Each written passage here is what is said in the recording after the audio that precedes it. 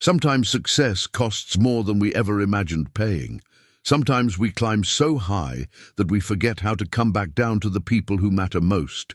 Victor Lang sits alone in his wheelchair at Chicago's busy airport, surrounded by strangers, but feeling invisible. He's worth $3 billion, but can't buy what he needs most. When an Amish man in simple clothes sits down beside him and asks one simple question, both their lives change forever. Two men from different worlds discover they've been looking for the same thing. What happens when the richest man meets the poorest man, and they realize who's truly wealthy? Before we jump back in, tell us where you're tuning in from. And if this story touches you, make sure you're subscribed, because tomorrow I've saved something extra special for you. Victor Lang had built his empire one calculated decision at a time, each choice designed to maximize profit and minimize risk. From the 47th floor of his Manhattan headquarters, he had commanded a view that stretched beyond the Hudson River, beyond the limits most men dared to dream. The walls of his corner office had been lined with awards from 3 decades of business excellence: Technology Innovator of the Year, Global CEO of the Decade, Humanitarian Business Leader. Framed photographs captured handshakes with presidents, signing ceremonies for billion-dollar acquisitions, ribbon cuttings for research facilities that bore his name. But there had been one photograph conspicuously absent from that wall of achievements. No family portraits smiled back at him during those long nights when the city lights twinkled below like fallen stars. No vacation snapshots interrupted the sterile perfection of his professional shrine. His desk had been clear, except for 3 monitors, a crystal paperweight from his first major deal, and a leather portfolio that contained hundreds of business cards: senators, prime ministers, tech moguls, oil barons. Each card represented a connection, a contact, a potential opportunity. None represented a friend. The stroke had changed everything in the span of 17 minutes on a Tuesday morning in March. Victor had been reviewing quarterly projections when the words on the screen began to swim. His left hand had gone numb first, then his leg, and finally the crushing weight in his chest had sent him tumbling from his executive chair to the marble floor. His assistant, Margaret, had found him there 20 minutes later, his expensive Italian suit wrinkled, his carefully styled silver hair mussed, his $3 billion empire suddenly as fragile as morning frost. 6 months of rehabilitation had restored some function to his right side, but his left remained stubbornly unresponsive. The wheelchair had become his new reality.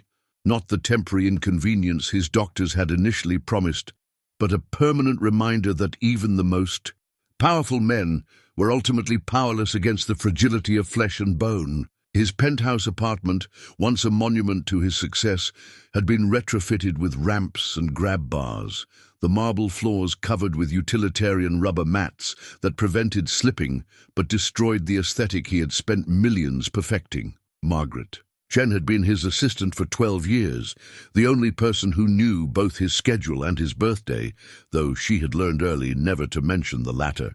She had arranged this trip to the exclusive rehabilitation center in Zurich with the same efficiency she brought to hostile takeovers and board meetings. The Swiss doctors promised revolutionary treatments, experimental procedures that could potentially restore mobility to his paralyzed limbs. Victor had written the check without hesitation, $750,000 for 6 months of treatment, a sum that would have purchased several suburban homes but seemed like pocket change when weighed against the possibility of walking again. What Margaret didn't know, what no one knew, was that Victor's desperation for physical healing had less to do with mobility and everything to do with dignity. He couldn't bear the thought of spending the rest of his life as an object of pity, wheeled from one medical appointment to another, dependent on others for the most basic functions. The man who had once moved markets with a single phone call now struggled to move himself from bed to bathroom without assistance. 2,000 miles away, in Lancaster County, Pennsylvania, Eli Stoltzfus was experiencing his own kind of paralysis. At 68, he had never ventured beyond the borders of his Amish community, never needed to. His world consisted of 80 acres of farmland that had been in his family for 4 generations, a white clapboard house where he had raised 6 children with his beloved wife Ruth, and a community of believers who shared his commitment to simple living and mutual aid. Eli's hands bore the calluses of honest work, 47 years of milking cows, planting corn, and building barns. His face was weathered by decades of sun and wind, lined with the kind of deep creases that came from squinting across fields at the first light of dawn. But today, those weathered hands trembled as he held the telephone, one of the few modern conveniences the community allowed for emergencies. The voice on the other end belonged to his daughter Rebecca, calling from Chicago Children's Hospital, where 8-year-old Anna, his granddaughter, lay fighting for her life. The rare blood disorder had appeared suddenly, stealing the color from her cheeks and the energy from her small frame. The English doctors spoke in terms Eli didn't understand: chronic aplastic anemia, bone marrow failure, experimental treatments. What he did understand was that Anna needed him, and that meant leaving everything familiar behind. The decision to make the journey had not been easy. His community had gathered in prayer, seeking divine guidance for this unprecedented situation. Never before had one of their own needed to venture so far into the English world for medical care. Some questioned whether they should trust worldly medicine at all, believing that Anna's fate rested in God's hands alone. But Eli had looked into his son Samuel's eyes and seen a father's desperation that transcended theology. If there was even the smallest chance that his presence could bring comfort to Anna and strength to her parents, then he would make this journey.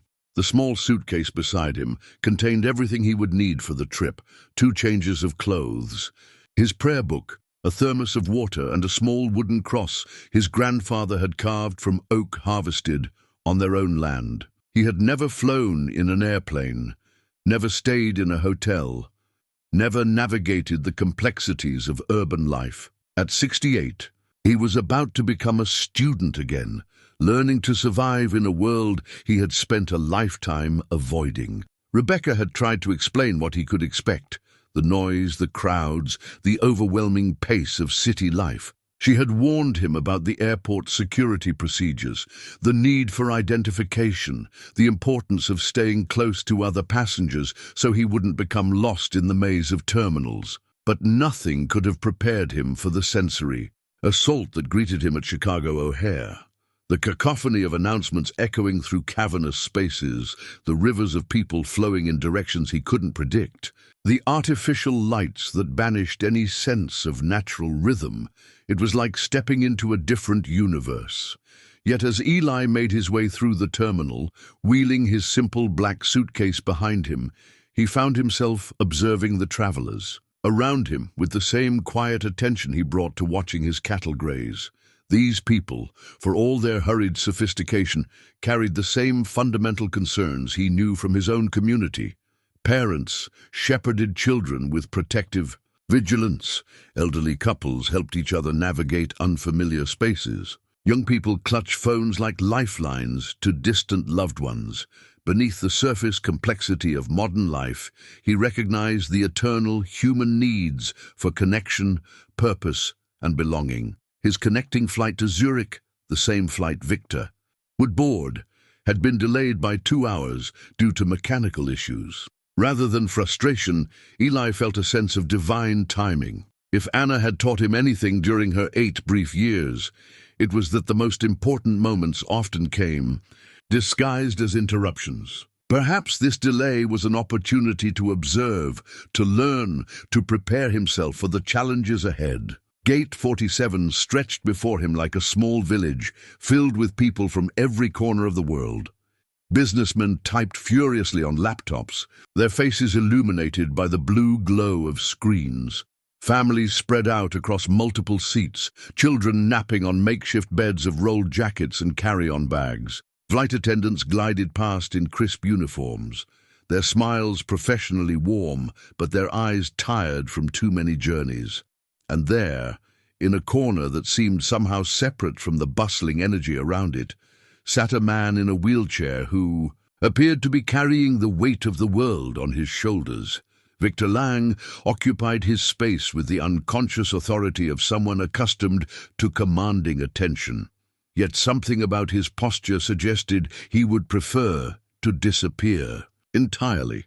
His clothes spoke of money, the kind of quiet, expensive tailoring that whispered rather than shouted its price tag. His silver hair was perfectly styled, his nails recently manicured, his skin bearing the subtle glow of expensive skincare routines. But his eyes held an emptiness that no amount of wealth could fill.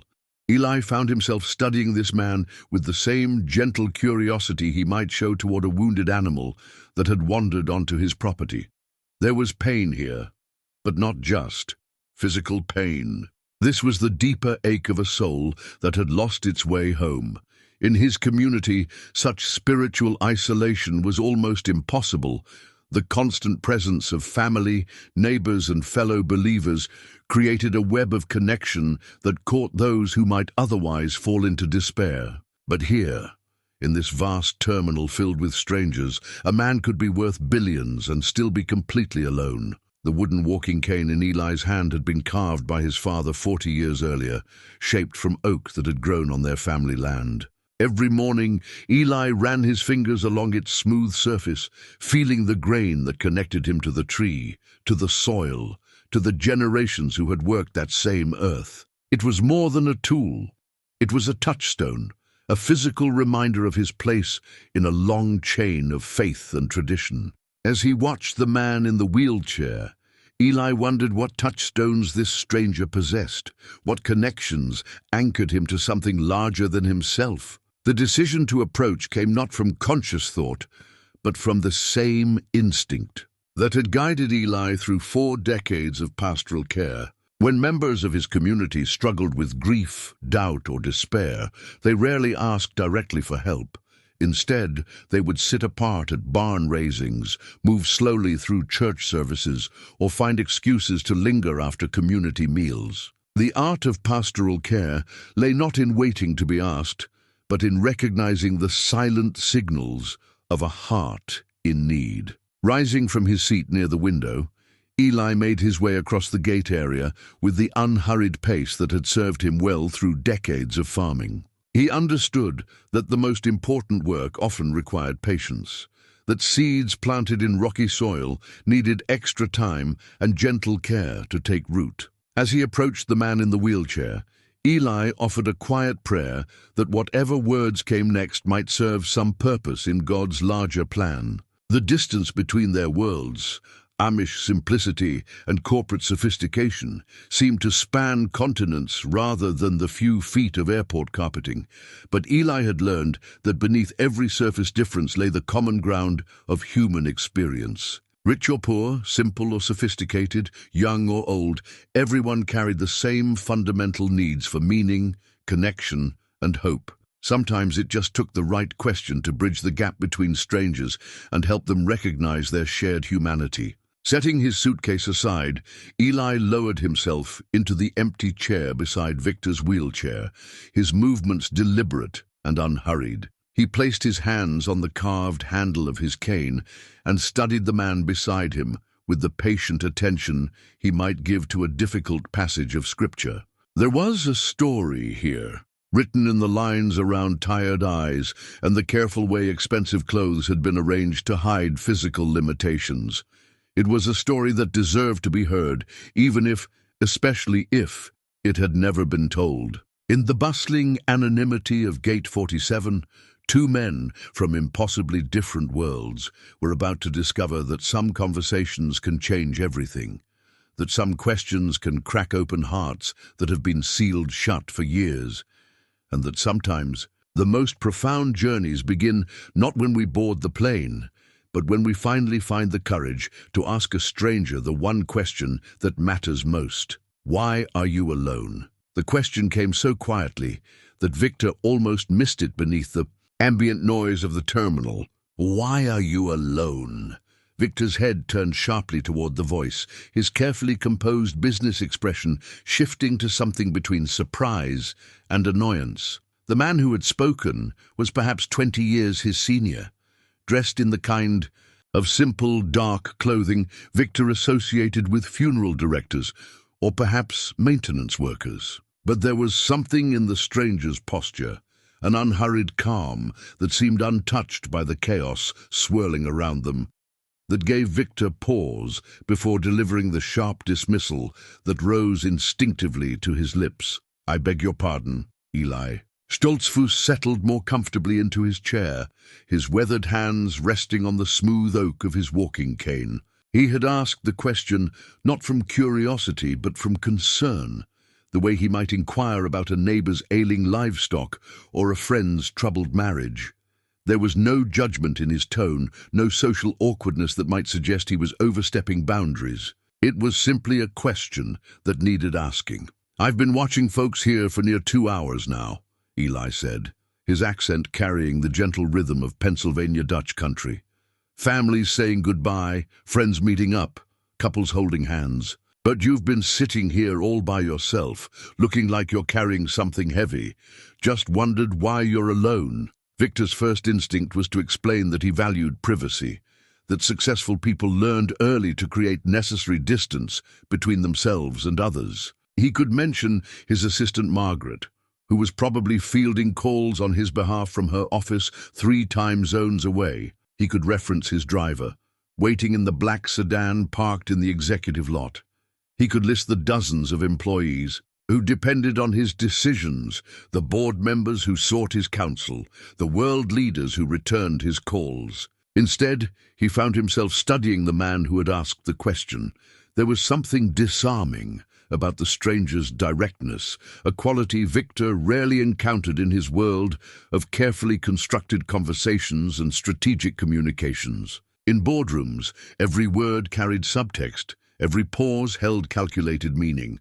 But this simple question seemed to contain nothing more than what it appeared to be: genuine human curiosity. "I don't believe we've been introduced," Victor said, falling back on the formal courtesy that had served him through thousands of business interactions. "Name's Eli Stoltzfus," the older man replied, extending a hand that bore the calluses and small scars of decades of manual labor. "I'm headed to Zurich.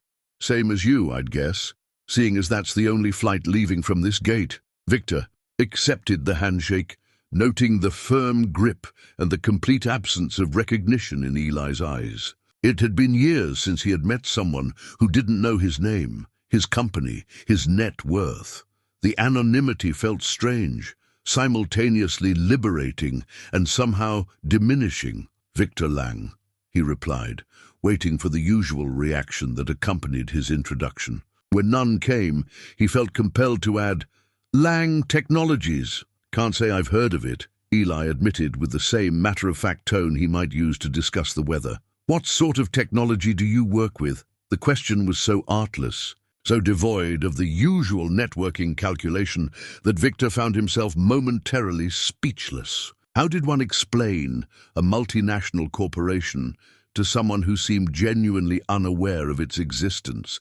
How did one summarize 3 decades of innovation, acquisition, and expansion to a man whose frame of reference appeared to exclude the entire digital age?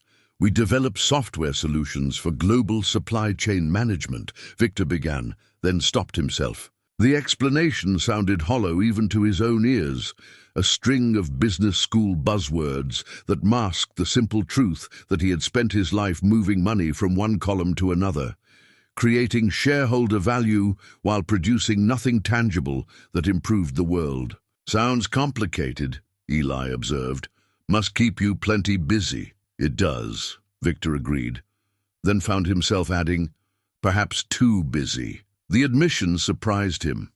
He hadn't intended to reveal anything personal to this stranger, hadn't planned to acknowledge the growing sense that his life's work had somehow missed the point. But there was something about Eli's presence, a quality of patient attention that Victor hadn't experienced in years, that seemed to invite honesty. "And that's why you're alone," Eli asked gently. The question hit deeper than Victor had expected. He could have deflected with talk of business travel, scheduling conflicts, the practical challenges of coordinating multiple calendars. Instead, he found himself considering the more truthful answer, that somewhere along the path to success, he had systematically eliminated every relationship that couldn't be quantified in terms of professional advantage. "My wife passed away 8 years ago," Victor said, the words coming out more roughly than he had intended.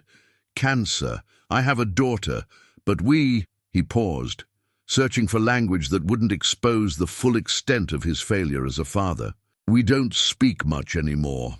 Eli nodded, with the understanding of someone who had witnessed grief in all its forms. In his community, loss was faced collectively, surrounded by the steady presence of extended family and lifelong neighbors. No one grieved alone, no one made important decisions without counsel, no one carried burdens that belonged properly on community shoulders. "That's hard," Eli said simply. "Losing someone you love changes everything."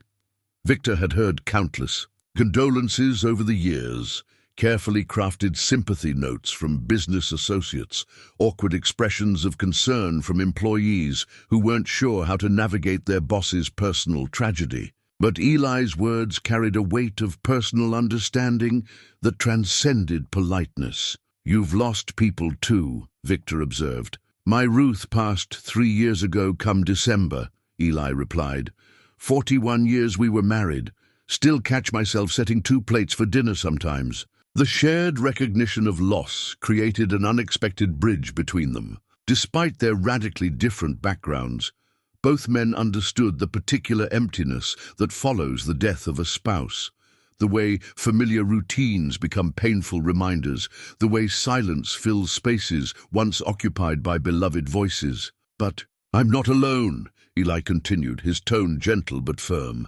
"Got 6 children, 17 grandchildren, and more neighbors than I can count who check on me regular like. When Ruth got sick, our whole community rallied around us. Folks brought meals, helped with chores, sat with her when I needed to sleep. After she passed, they made sure I didn't disappear into my grief." Victor tried to imagine such support and found the concept almost impossible to grasp. When Elizabeth had been diagnosed, he had hired the best medical team money could buy, arranged for private rooms and experimental treatments, spared no expense in the fight against her disease. But he had faced the battle largely alone, surrounded by professionals rather than friends, supported by expertise rather than love. "That must be comforting," Victor said, though the word felt inadequate. "It is," Eli agreed. "But right now, I'm the one traveling alone, just like you." Victor looked more closely at his companion, noting for the first time the slight tension around Eli's eyes, the way his hands gripped the walking cane with more pressure than necessary. This man, for all his apparent peace, was carrying his own burden. "Family emergency," Victor guessed. My granddaughter Anna," Eli said, his voice softening with concern. "She's 8 years old, sick with something the doctors say is real serious. My son called this morning. First time I've ever used one of those telephones for anything besides calling the veterinarian. Anna's in the hospital in Chicago, and she's been asking for her grandfather. So you left your community to be with her." "First time I've been more than 50 miles from home in my whole life," Eli admitted. "This airplane business has me nervous as a cat in a doghouse. But when your family needs you, you go." Victor felt a stab of recognition and shame. How long had it been since anyone had needed him for reasons that had nothing to do with business? How many years since someone had called him not for his expertise or resources, but simply for his presence? "Your granddaughter is lucky to have someone who cares that much," Victor said. "Love makes you do things that scare you," Eli replied. "Makes you leave what's comfortable and familiar. Makes you take risks you never thought you'd take." The words hung in the air between them, carrying implications that extended far beyond the immediate context of travel and family obligations. Victor understood that Eli was describing something more fundamental than geographical displacement. He was talking about the willingness to be vulnerable, to prioritize relationships over comfort, to choose love over safety. I used to think success meant never having to depend on anyone else, Victor said quietly. Now I'm not sure I know what success means at all. Eli turned to study Victor more intently, seeing past the expensive clothes and carefully maintained appearance to the uncertainty beneath. Here was a man who had achieved everything society told him to want, yet found himself questioning whether any of it mattered. It was a crisis Eli had seen before, though usually in much younger men who were just beginning to realize that external accomplishments couldn't fill internal voids. Maybe that's why you're making this trip, Eli suggested. Maybe you're looking for something you lost along the way. Victor considered the observation, thinking about the rehabilitation center in Zurich with its promises of restored mobility and renewed strength. He had told himself the journey was about regaining physical function, about returning to the life he had built before the stroke disrupted everything. But sitting here beside this gentle stranger, he began to wonder if his true paralysis was spiritual rather than physical. Maybe we both are, Victor said, looking around the terminal with fresh eyes. For the first time in months, he noticed the human drama playing out around them. The tearful reunions, the anxious departures, the simple connections between people who genuinely mattered to each other. As if summoned by their conversation, a gate agent approached the microphone to announce another delay. Technical difficulties would keep their flight grounded for at least another hour. The news prompted groans of frustration from some passengers and resigned sighs from others. But Victor found himself oddly grateful for the extra time, curious about what other insights this unexpected encounter might yield. "Looks like we'll be here a while longer," he observed. "Looks like," Eli agreed, settling back in his chair with the patience of someone accustomed to waiting for things to unfold in their proper time. Sometimes the most important conversations happen when you're not planning on them. The medical records folder in Victor's carry-on bag contained 6 months of documentation. MRI scans, blood work results, neurological assessments, and treatment. Protocols from the finest medical institutions money could access. Each page represented another attempt to quantify his condition, to reduce the complexity of brain injury to charts and graphs that could be analyzed, discussed, and potentially solved. The folder had become his constant companion, a tangible representation of his desperate hope that science might restore what biology had taken away. "The stroke hit me on a Tuesday morning," Victor said, his voice taking on the measured tone he used for difficult board presentations. "I was reviewing quarterly projections when everything just stopped working properly. Left side paralysis, speech difficulties, cognitive fog. The doctors said I was lucky to survive." Eli listened without the uncomfortable shifting that usually accompanied such personal revelations. In his community, illness was faced directly, discussed openly, and supported collectively. There was no shame in acknowledging physical limitations, no embarrassment in needing help from others. "How are you managing now?" Eli asked, his question free from the awkward pity that Victor had learned to expect from business associates. "Some days are better than others," Victor admitted, surprised by his own honesty. "The right side has regained most of its function, but the left remains stubbornly unresponsive. I can work, I can think clearly most of the time, but I can't." He gestured toward his legs with frustrated resignation. "I can't walk into a boardroom under my own power anymore, can't drive myself to appointments, can't climb the stairs to my own bedroom." That must be frightening for someone used to being in control. The observation struck home with uncomfortable accuracy. Victor had built his entire identity around autonomy, around the ability to make decisions and execute them, without dependence on others. The wheelchair had forced him into a position of constant vulnerability, requiring assistance with tasks he had once accomplished without thought. "Terrifying," Victor said quietly. "I've never been good at needing people." Eli nodded thoughtfully, understanding the deeper implications of the confession. Physical dependence was only the surface issue. Beneath it lay the more fundamental challenge of emotional vulnerability, the requirement to trust others with one's dignity and well-being. In our community, we don't really have a choice about needing each other, Eli said. When my neighbor's barn burns down, we all show up to rebuild it. When someone gets sick, the whole church takes turns bringing meals. When Ruth was dying, I couldn't have managed without help from dozens of people who just appeared when they were needed. Victor tried to imagine such organic support and found it almost impossible to conceive. His world operated on contracts and compensation, formal agreements that clearly defined obligations and expectations. The idea of receiving help without negotiating terms, of being cared for without establishing reciprocal arrangements, seemed to belong to a different species of human experience. That sounds wonderful in theory, Victor said carefully, but it also sounds complicated. What happens if someone doesn't pull their weight? What if the help isn't reciprocated? Those things happen sometimes, Eli acknowledged. People are human, even in our community. But mostly, folks understand that what goes around comes around. If you help your neighbor today, someone will help you tomorrow. It's not about keeping score. It's about understanding that we're all in this together.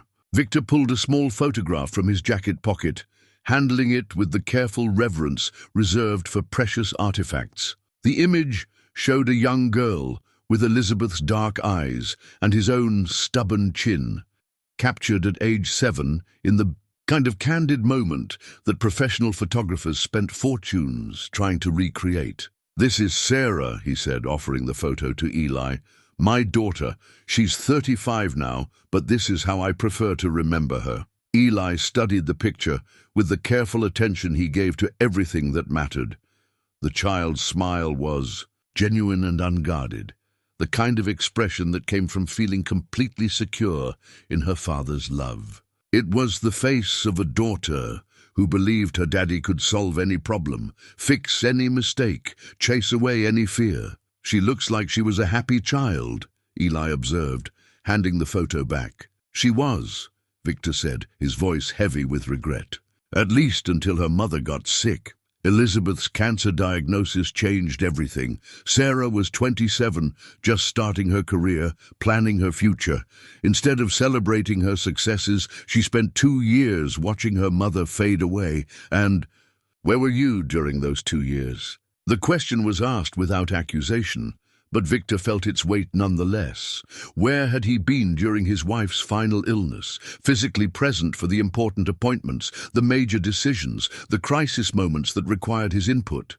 But emotionally, spiritually, personally, he had retreated into work, using business demands as a shield against the helplessness and fear that came with watching someone you love slip away. "I was doing what I thought was best," Victor said, the words sounding hollow even to his own ears, making sure she had the best doctors, the most advanced treatments, the finest facilities. "I thought if I could just find the right specialist, fund the right research, apply enough resources to the problem, you could fix it," Eli finished gently. "I could fix it," Victor confirmed. "That's what I do. I identify problems and solve them. But cancer doesn't negotiate. Death doesn't respond to leverage or market pressure or strategic thinking. For the first time in my adult life, I encountered something that money and determination couldn't overcome." Eli recognized the particular grief that came from confronting the limits of human control. He had seen it in farmers who lost crops to weather beyond their influence, in parents whose children chose paths that led away from faith, in husbands who watched beloved wives succumb to diseases that ignored prayer and medical intervention alike. "So you threw yourself deeper into work," Eli said, understanding the pattern. "Work was the only place where I still felt competent," Victor admitted, "where I could still accomplish something meaningful, still exercise some control over outcomes. Sarah wanted me to spend more time with Elizabeth, to sit with her during treatments, to be present for the small moments. But I couldn't bear the helplessness of just sitting there. And Sarah saw that as abandonment. Sarah saw it accurately, Victor said with brutal honesty. I abandoned both of them when they needed me most. Elizabeth died surrounded by nurses and doctors and medical equipment, but not surrounded by her husband's full attention. And Sarah learned that when the stakes were highest, her father would choose work over family. When did you last speak with her? The question opened a wound that had never properly healed. Victor's last conversation with Sarah had taken place 3 years ago at Elizabeth's gravesite on the anniversary of her death. Sarah had come with flowers and tears, hoping to share memories and find some comfort in their mutual loss. Victor had come with updates on the foundation he was establishing in Elizabeth's memory, ready to discuss charitable giving strategies and tax advantages. 3 years ago, Victor said quietly, she told me she was tired of competing with my company for my attention. She said I had become a stranger who happened to share her DNA. She wasn't wrong. Have you tried reaching out to her since then? What would I say? Victor asked, the question carrying years of accumulated pain. How do you apologize for choosing money over love?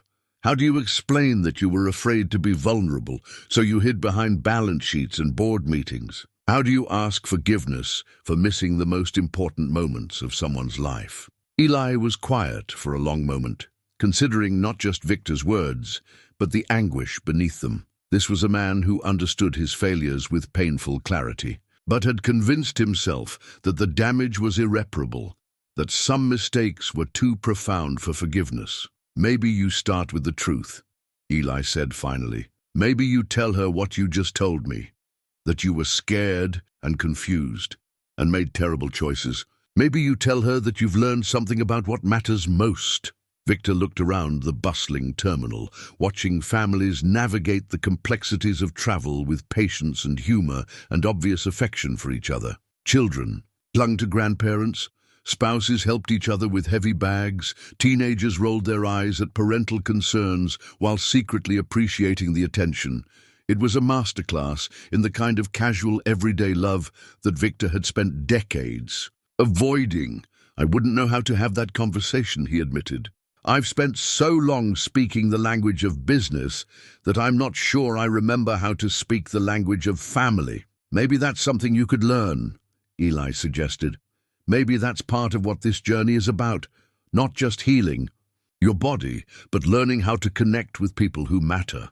The idea was simultaneously appealing and terrifying. Victor had built his identity around competence, around the ability to master complex systems and deliver predictable results. The prospect of fumbling through emotional conversations, of exposing his uncertainty and need, felt like voluntarily dismantling everything that made him valuable. But sitting here beside this gentle stranger who had somehow earned his confession, within the span of an hour, Victor began to consider the possibility that his definition of value might be fundamentally flawed. Perhaps true worth had less to do with what you could accomplish, and more to do with how deeply you could love and be loved in return. The wallet-sized photograph had lived in Victor's jacket pocket for 8 years, growing soft around the edges, from countless handling. It showed Sarah at age 27, radiant in her graduation gown after earning her master's degree in social work, a career choice that had baffled Victor at the time. Why would someone with her intelligence and his connections choose a profession that paid so little and promised such limited advancement opportunities? Now, looking at her captured smile, he began to understand that she had been seeking meaning rather than money, impact rather than income. She looks exactly like her mother did at that age, Victor said, studying the photograph with the careful attention of someone trying to memorize a face. Same dark eyes, same way of tilting her head when she's thinking about something serious. Elizabeth used to do that during board meetings. She was my most trusted advisor before we got married, you know. Brilliant mind for strategy. Eli accepted the photograph with the same reverence he might show toward a religious artifact, understanding that he was being trusted with something precious. The young woman in the image radiated the kind of quiet confidence that came from knowing her own worth. independent of external validation or approval. She chose social work, Victor continued, his voice carrying a mixture of pride and regret. Wanted to help children in foster care find permanent families. I couldn't understand why she would waste her talents on such a... He stopped himself, recognizing the callousness of his past perspective. I thought she was limiting herself. Now I wonder if she was the only one of us who understood what actually mattered. What happened at her graduation? Eli asked, sensing there was more to the story. Victor's expression darkened with the memory. I missed it. There was a merger opportunity in Singapore that required immediate attention, a $20 billion deal that couldn't wait.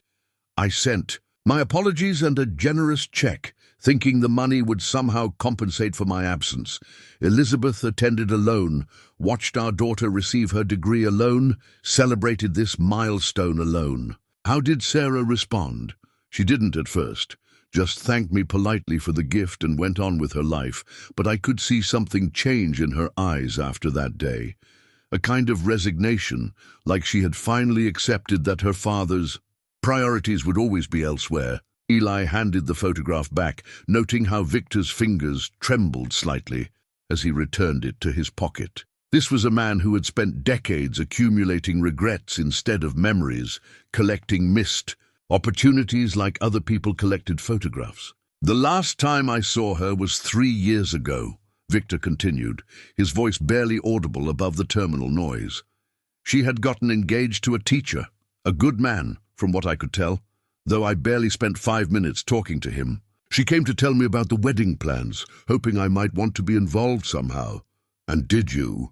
I started talking about investment strategies, about how teachers' salaries wouldn't provide adequate financial security, about prenuptial agreements and asset protection. I turned what should have been a celebration into a business consultation. Victor's laugh was bitter and self-aware. She left that day and never came back. The wedding happened 6 months later. I learned about it from Margaret, who had seen the announcement in the newspaper. Eli absorbed this confession with the patient understanding of someone who had witnessed many kinds of human failure. In his community, such estrangement was rare but not unknown. Pride, stubbornness, and unforgiving hearts could create distances that spanned generations if left unaddressed. "Do you know if she's happy?" Eli asked. The question caught Victor off guard.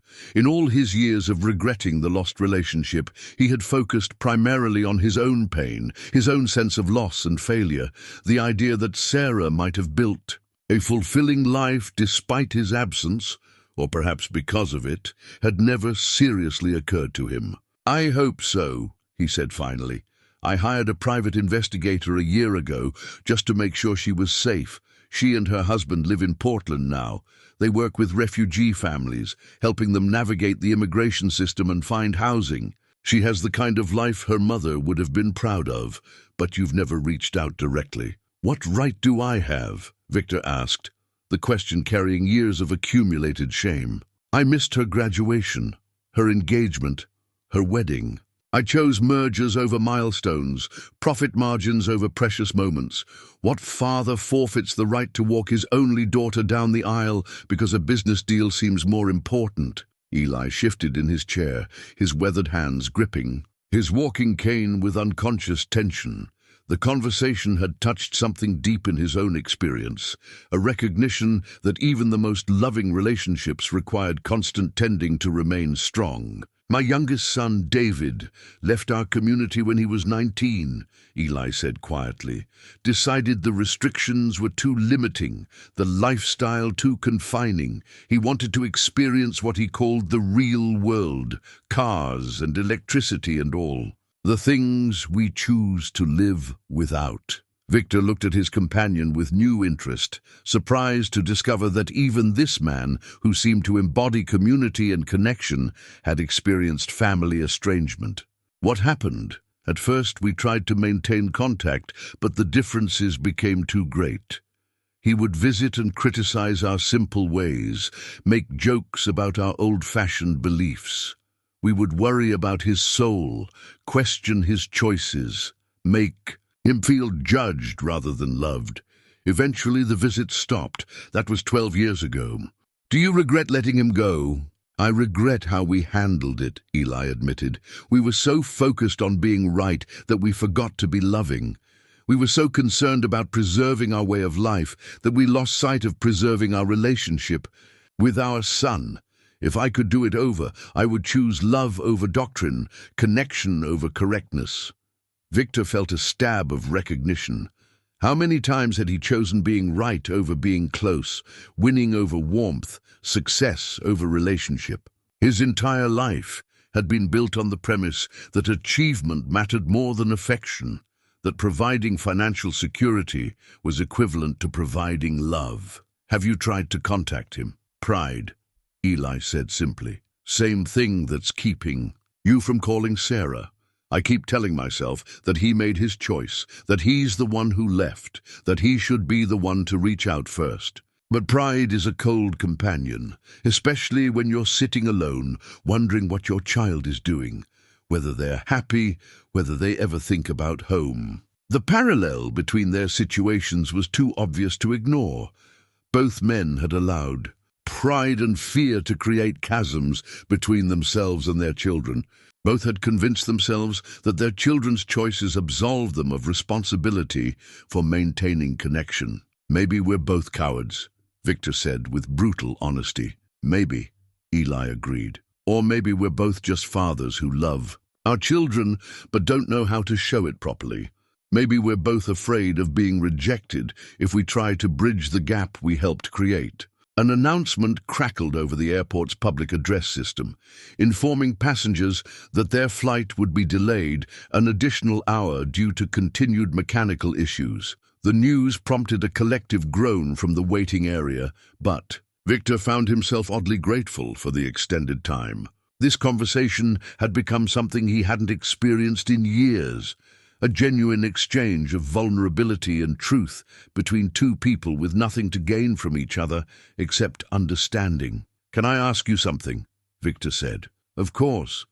You're facing a family crisis with your granddaughter, traveling farther from home than you've ever been, stepping into a world that must seem completely foreign. Yet you seem peaceful.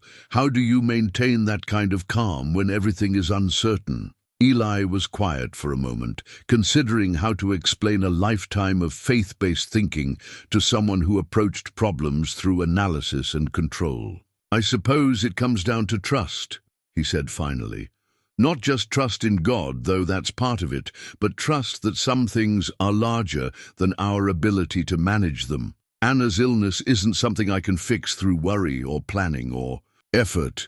All I can do is be present, offer what comfort I can, and trust that love matters, even when it can't cure.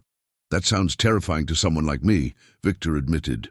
My entire career has been built on the premise that every problem has a solution if you apply enough resources and determination.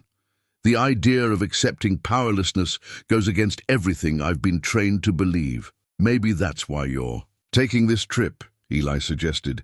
Maybe you're finally ready to learn that some of the most important things in life can't be controlled or purchased or strategically managed.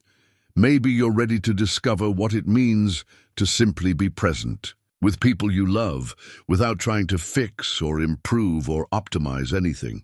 Victor considered this perspective, thinking about the rehabilitation center in Zurich, with its promise of restored function and renewed capability. He had framed the journey as another problem-solving exercise, another opportunity to apply resources toward achieving a desired outcome. But perhaps Eli was right. Perhaps the real healing he needed had less to do with motor function and more to do with learning how to be vulnerable, how to need people, how to love without conditions or expectations. I don't know if I'm capable of that kind of trust, Victor said honestly. Maybe that's okay, Eli replied. Maybe you don't have to have it all figured out before you start.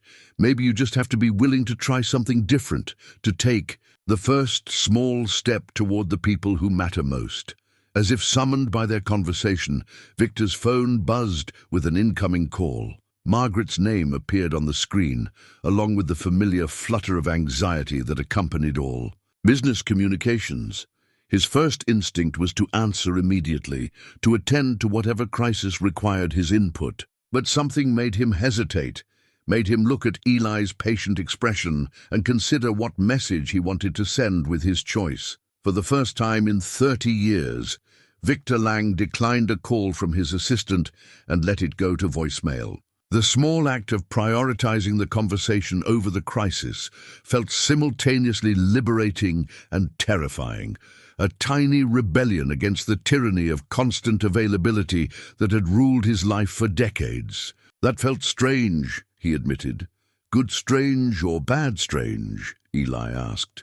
Victor considered the question, surprised to discover that the anxiety he expected hadn't materialized. The world hadn't ended because he had failed to answer immediately. The company would survive another hour without his input. The conversation with this wise stranger felt more important than whatever urgent matter Margaret needed to discuss. Good strange, Victor said, a small smile playing at the corners of his mouth. Definitely good strange. The prayer book that Eli carried had been handwritten by 3 generations of Stoltzfus men, each adding their own carefully copied verses and personal reflections to the worn leather volume. The pages were filled with German script, so ornate and precise that each word looked like a small work of art. Victor watched with fascination as Eli opened the book, his weathered fingers finding familiar passages with the muscle memory of decades. My grandfather started this book when he was 22, Eli explained, his voice carrying the reverence reserved for sacred things. He copied every prayer from the original text by hand, working by candlelight after his farm work was finished. My father added his own prayers when he took over the farm, and I've been adding mine for the past 40 years. Victor leaned closer to examine the intricate penmanship, amazed by the time and dedication such careful work would require. In his world of digital everything, the concept of spending months copying text by hand seemed almost incomprehensible. Yet there was something deeply moving about this tangible connection between generations, this physical manifestation of faith passed from father to son. How long did it take to copy all of this? Victor asked. My grandfather worked on it for 3 years, Eli replied, turning pages with careful reverence. But he said the copying was part of the prayer itself. When you write out each word by hand, you have to think about what it means, let it settle into your heart. It becomes part of you in a way that just reading never could.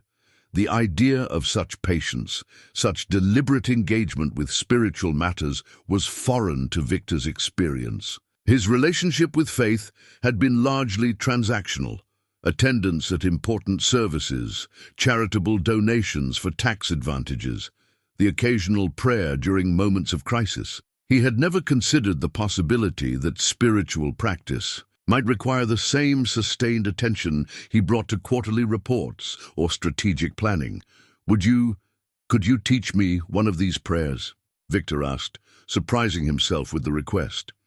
Eli looked up from the book, studying Victor's face with the careful attention of someone assessing genuine interest. In his community, faith was never imposed or rushed, never forced upon those who weren't ready to receive it. But there was something in Victor's expression that suggested authentic curiosity rather than mere politeness. There's a simple prayer for healing, Eli said, finding the appropriate page. Not just healing of the body, but healing of the spirit, the relationships, the broken places inside us that money can't fix. As Eli began to read the German words, translating them slowly into English, Victor found himself drawn into a rhythm of language that was entirely different from anything in his experience. These weren't the sharp, efficient phrases of business communication or the technical jargon of medical consultations. This was language designed to slow down time, to create space for contemplation and genuine connection with something larger than oneself. May the Lord grant healing to all our afflictions, Eli translated softly, not only the ailments of flesh and bone, but the deeper wounds of pride and fear and loneliness that keep us separated from those we love most. The words settled into Victor's consciousness like seeds finding fertile ground. He had spent months focused on the physical aspects of his recovery, the measurable improvements in motor function and cognitive ability. But this prayer addressed something deeper, the spiritual paralysis that had preceded his stroke by many years. Say it with me, Eli encouraged. Victor hesitated, feeling self-conscious about participating in such an unfamiliar ritual. Prayer had never been comfortable for him, never felt natural or authentic. But something about Eli's gentle encouragement and the quiet sanctity of the moment made him willing to try. Together, they repeated the prayer, Victor stumbling over the unfamiliar rhythms, while Eli's voice provided steady guidance. With each repetition, Victor felt some of his natural skepticism giving way to something he couldn't quite name. Not faith, exactly, but an openness to possibilities he had never seriously considered. The moment was interrupted by the insistent buzzing of Victor's phone. Margaret's name appeared again on the screen, this time accompanied by a text message marked urgent. Victor's conditioning kicked in immediately.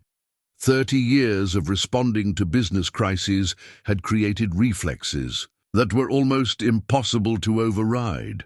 I should probably take this, he said apologetically, his finger hovering over the answer button. Of course, Eli replied, but something in his tone suggested disappointment. Victor answered the call with his familiar business voice, crisp, authoritative, immediately focused on problem-solving. Margaret's voice crackled through the speaker, detailing a crisis with their largest client, contract negotiations that were falling apart, stock prices that were dropping in response to leaked information about the failed deal. I need you to call Senator Morrison immediately, Margaret said, her usual calm professionalism strained by urgency. He has connections with the procurement committee, and if we can get him to make some calls, transfer me to the legal department. Victor interrupted, his mind already shifting into the familiar patterns of crisis management. I want to know our exposure, if this contract falls through completely, and get me a conference call with the board members. We may need to consider accelerating the European expansion to offset the revenue loss. As he spoke, Victor became aware that Eli was watching him with the same quiet attention he might give to a storm gathering on the horizon. There was no judgment in his expression, but there was a quality of sadness, as if he were witnessing someone choose familiar chains over offered freedom. For 15 minutes, Victor conducted business from Gate 47, his voice rising with authority as he made decisions that would affect thousands of employees and millions of dollars in revenue. He negotiated with lawyers, strategized with board members, and issued instructions with the rapid-fire efficiency that had made him legendary in corporate circles. When he finally ended the call, the prayer book was closed, and Eli was staring out the window at the planes moving slowly across the tarmac. I'm sorry about that, Victor said, though his tone carried more pride than apology. Crisis management is part of the job. When you're responsible for that many people's livelihoods, you can't just ignore problems and hope they resolve themselves. I understand, Eli replied quietly. It's what you know how to do. Something in Eli's tone suggested deeper meaning than the simple words conveyed. Victor felt a stab of defensive irritation, the same reaction he experienced when board members questioned his priorities or methodology. That was a $20 million problem, Victor said, his voice carrying an edge. Solving it probably saved 200 jobs and protected the retirement savings of thousands of shareholders. That's not something you can just put aside for prayer and conversation. No, Eli agreed. It's not. But even as he spoke the words, Victor began to recognize what Eli had witnessed. In the span of a single phone call, he had transformed from a vulnerable man seeking healing into the ruthless executive who had built his empire on the assumption that everything, relationships, health, happiness, could be sacrificed for the sake of profit margins and competitive advantage. You saw something change in me, didn't you? Victor asked, his defensive anger giving way to uncomfortable self-awareness. I saw who you've become, Eli replied gently, echoing his earlier observation. And I saw how quickly that person takes over when the stakes get high. It's not a bad person, necessarily, but it's not the whole person either.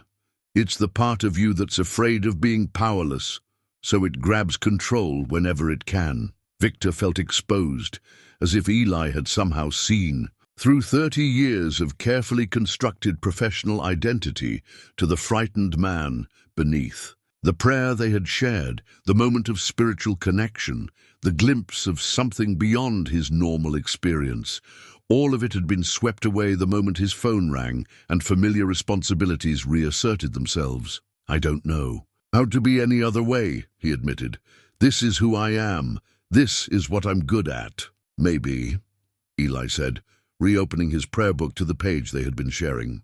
Or maybe this is just who you've been for so long, that you've forgotten there might be other possibilities. Maybe healing isn't just about getting your body back. Maybe it's about getting yourself back. The words hung between them like a challenge, an invitation to consider transformation that went far deeper than physical rehabilitation. Victor looked around the terminal again, watching the easy interactions between families, the casual affection displayed by couples, the simple human connections that had somehow eluded him despite his success. I wouldn't know where to start, he said honestly. Maybe you start by staying present, Eli suggested. Maybe you start by choosing the conversation over the crisis, the relationship over the deal, the person sitting next to you over the phone call that can probably wait another hour. Victor looked at his phone, noting 3 more missed calls from Margaret and a growing list of text messages marked as urgent. Every instinct screamed at him to respond, to engage with the problems that fell within his area of competence and control. But something deeper, perhaps the echo of the prayer they had shared, perhaps simple exhaustion with his old patterns, made him consider a different choice. Slowly, deliberately, Victor powered off his phone and returned it to his pocket. That felt like jumping off a cliff, he said, managing a shaky smile. Good, Eli replied, returning his attention to the prayer book.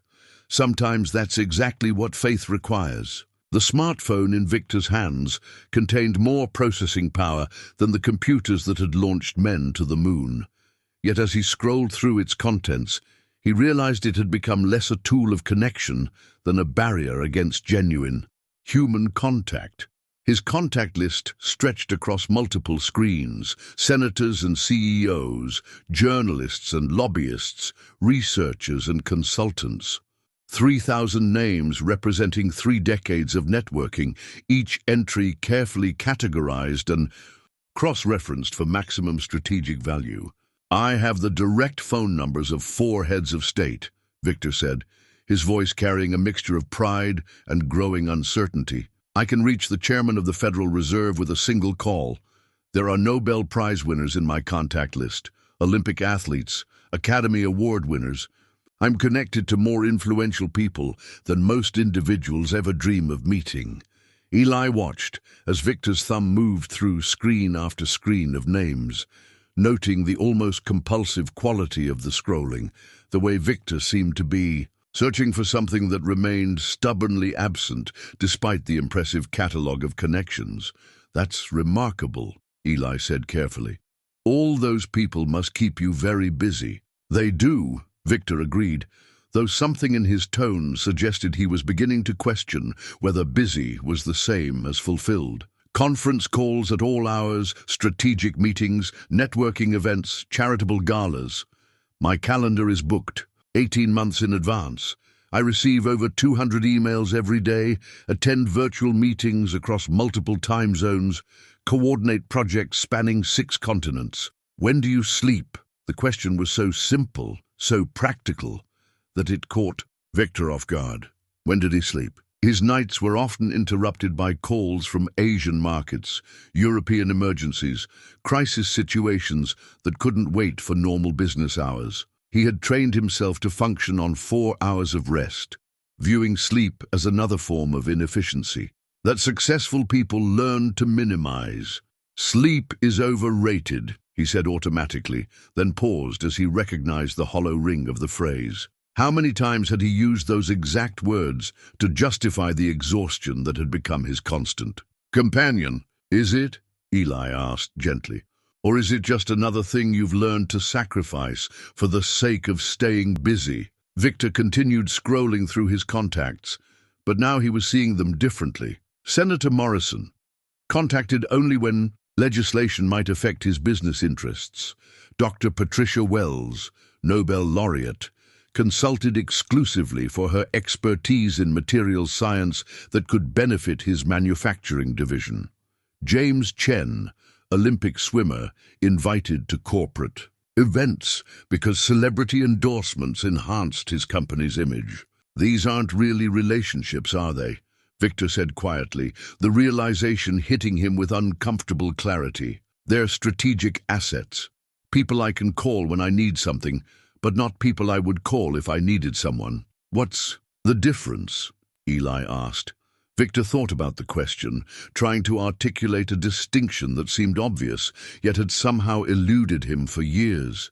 If I called Senator Morrison right now and told him I was scared about my health, confused about my future, lonely despite being surrounded by people, he would probably recommend a good therapist and end the call as quickly as possible. These relationships only exist at the surface level, where everything is professional and strategic and mutually beneficial. So, who would you call if you needed someone to really listen? The question hung in the air between them like a challenge, forcing Victor to confront the profound emptiness at the center of his carefully constructed network. He could call Margaret, but she was paid to manage his problems, not provide emotional support. He could call his attorney, his physician, his financial advisor, but each relationship was defined by specific professional functions rather than genuine personal connection. I suppose I would call no one, Victor admitted, the words carrying the weight of 30 years of accumulated isolation. I've spent so long building professional relationships that I've forgotten how to build personal ones. Eli nodded with the understanding of someone who had witnessed the difference firsthand. In our community, we don't really separate business relationships from personal ones.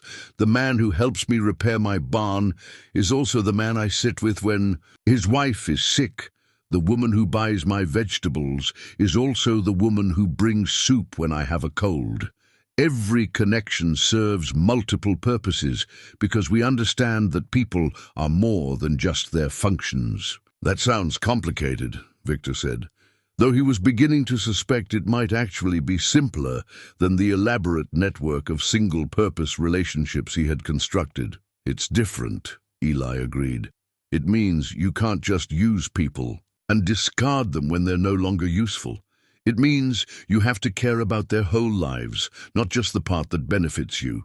But it also means you're never really alone, never without people who know you as more than just your job, title, or bank account. Victor set his phone aside, suddenly exhausted by the constant stream of notifications, updates, and demands for his attention. The device had become like an electronic leash, keeping him perpetually available to everyone except himself. Even now powered off and silent, it seemed to radiate urgency, as if the accumulating messages were physically pulling at his consciousness. How do you stand the silence? Victor asked. How do you think your own thoughts when you're not constantly processing information from other people? Eli smiled at the question, recognizing it as evidence of how far removed Victor's life had become from natural human rhythms. The silence is where the important thinking happens, he said. It's where you hear your own voice, instead of everyone else's opinions. It's where you figure out what you actually want, instead of what other people expect from you. I'm not sure I remember what my own voice sounds like, Victor admitted. For so long, I've been responding to market demands, board, expectations, shareholder concerns, employee needs. I've become very good at knowing what everyone else wants from me, but I have no idea what I want for myself. Maybe that's why you're taking this trip, Eli suggested. Maybe somewhere along the way, you'll rediscover what Victor Lang actually cares about when he's not trying to be the Victor Lang that everyone else needs him to be. The observation struck home with uncomfortable accuracy. Victor realized that even his decision to seek treatment in Zurich had been influenced by external expectations, the need to appear strong to his board, the desire to return to work at full capacity, the fear of being seen as diminished or weak. He hadn't asked himself what kind of healing he actually wanted, what kind of life would make him genuinely happy rather than merely successful. "I used to think I wanted to get back to the way things were before the stroke," Victor said slowly. "Return to my old schedule, my old responsibilities, my old level of control over everything. But sitting here talking with you, I'm starting to wonder if the way things were was actually the problem." "What makes you say that?" Victor thought about the question, considering not just his words, but the feelings beneath them. "A stroke didn't create my loneliness. It just made it impossible to ignore. The health crisis didn't destroy my relationships. It revealed that I had never really built any.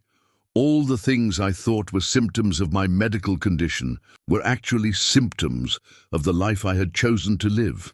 The realization was both liberating and terrifying. If his isolation was the result of conscious choices rather than unfortunate circumstances, then he bore responsibility for changing it.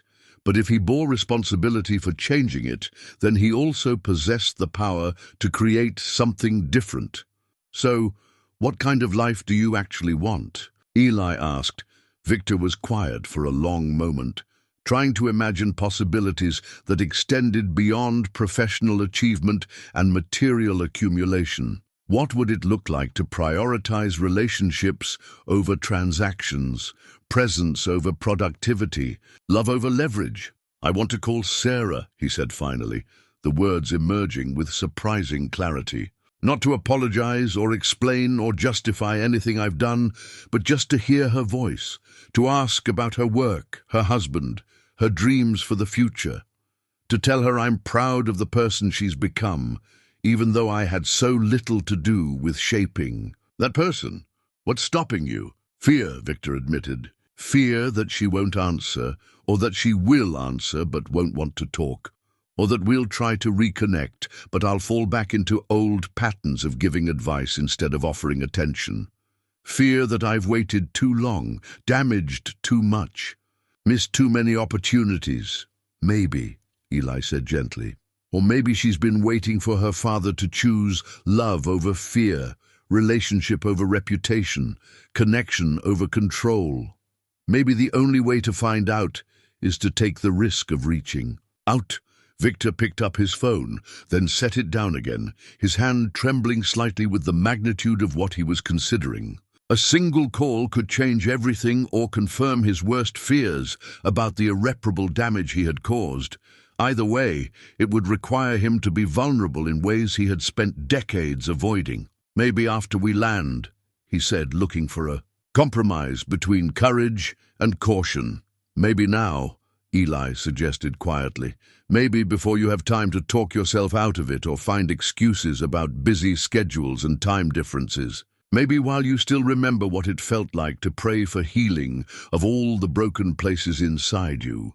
The challenge was gentle but unmistakable.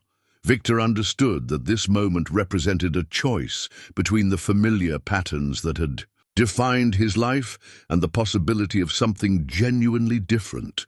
He could remain safely isolated in his network of professional relationships, or he could risk the vulnerability required for authentic connection. Looking into Eli's patient, encouraging eyes, Victor realized that some risks were worth taking, regardless of the outcome. The phone call that changed everything came without warning, shattering the careful equilibrium that Eli had maintained throughout their conversation. His weathered hands fumbled with the unfamiliar device as it buzzed insistently in his coat pocket, the sound foreign and urgent in the quiet space they had created between themselves. "This is Rebecca," came his daughter's voice through the speaker, strained with the kind of exhaustion that comes from too many sleepless nights in hospital waiting rooms. "Dad, Anna's taken a turn for the worse. The doctors are saying. Her voice broke, unable to complete the sentence that would make her worst fears concrete. Victor watched Eli's face transform, the peaceful composure giving way to the raw terror that every parent and grandparent carries like a dormant seed, waiting to sprout at moments of crisis. In that instant, all the theological certainty, all the faith-based acceptance that had seemed so natural to this gentle man, cracked under the weight of love and fear. "What do the doctors say exactly?" Eli asked, his voice steady despite the tremor in his hands. "Her blood counts are dropping faster than they expected. Dr. Martinez wants to try some experimental treatments, but he says—" Rebecca's voice caught again. "He says we should prepare ourselves for the possibility that the treatments might not work." As Eli struggled to process this devastating news, a small object fell from his coat pocket and clattered onto the terminal floor. Victor instinctively reached to retrieve it, his fingers closing around a child-sized medical alert bracelet made of bright purple plastic with cartoon characters dancing around the edges. The moment Victor read the medical information engraved on the back of the bracelet, time seemed to stop. The words swam before his eyes as his brain struggled to process what he was seeing. Anna Stoltzfus, age 8, chronic aplastic anemia, emergency contact. But it was the medical details that sent a shock through his system like electricity through water. Chronic aplastic anemia, the same rare condition that had killed Elizabeth 8 years ago. Victor's hands began to shake as memories flooded back. The initial misdiagnosis, the months of watching his wife grow progressively weaker, the desperate search for treatments that might save her life. He remembered the phone calls to medical experts, the consultations with hematologists, the experimental protocols that promised hope but delivered only prolonged suffering. Most of all, he remembered the research project that his pharmaceutical division had been developing, a revolutionary gene therapy approach that could potentially cure aplastic anemia by reprogramming the patient's bone marrow to produce healthy blood cells. The research had been Elizabeth's idea, her final wish that her suffering might somehow prevent other families from enduring the same loss. But Victor had abandoned the project after Elizabeth's death. The work had become too personal, too painful, too reminiscent of his failure to save the person he loved most. He had redirected the research funds toward more profitable ventures, convinced himself that the emotional cost of continuing wasn't worth the uncertain possibility of eventual success.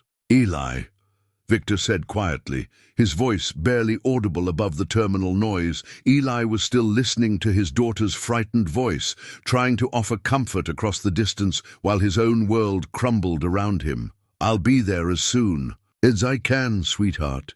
Tell Anna that grandfather is coming, that I love her more than all the stars in the sky." When he ended the call, Eli's face was pale and drawn, aged a decade in the span of 5 minutes.